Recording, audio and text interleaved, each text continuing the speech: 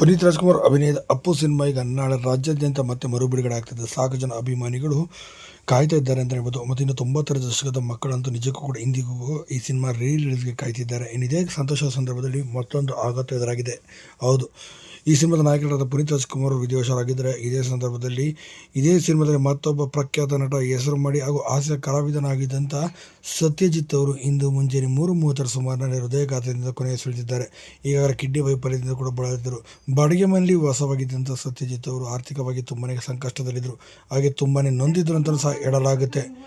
ಇದೇ ಕಾರಣಕ್ಕೆ ಸತ್ಯಜಿತ್ ಅವರು ಇದೀಗ ವಿಧಿವಶರಾಗಿದ್ದಾರೆ ಅಂತ ಹೇಳ್ಬೋದು. ಸದ್ಯ ಅಪ್ಪು ಸಿನಿಮಾದಲ್ಲಿ ಕೂಡ ಪೊಲೀಸ್ ಪಾತ್ರದಲ್ಲಿ ಅಭಿನಯಿಸಿದಂಥ ಇವರು ಅಲ್ಲಿ ಹಾಸ್ಯ ಕಲಾವಿದನಾಗೂ ಮತ್ತು ವಿಲನ್ ಆಗಿ ಕೂಡ ಗುರುತಿಸಿಕೊಂಡಿದ್ದರು.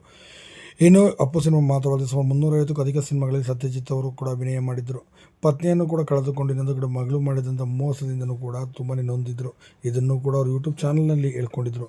ಇನ್ನು ಇದೇ ನೋವಿನಲ್ಲಿದ್ದಂಥ ಸಂದರ್ಭದಲ್ಲಿ ಒಂದು ಹೃದಯಾಘಾತದಿಂದ ಕೊನೆಯುಸಿರೆಳೆದಿದ್ದಾರೆ. ಅಪ್ಪು ಸಿನಿಮಾ ನೋಡಬೇಕಾದ್ರೆ ನಿಜಕ್ಕೂ ಸತ್ಯಜಿತ್ ಅವ್ರನ್ನೂ ಕೂಡ ಅಭಿನಯ ನೋಡಿ ಎಷ್ಟೋ ಜನ ಕಣ್ಣೀರು ಹಾಕೋದಂತೂ ನಿಜ. ಇವರ ಆತ್ಮಕ್ಕೆ ಶಾಂತಿ ಸಿಗಲಿ ನಾವು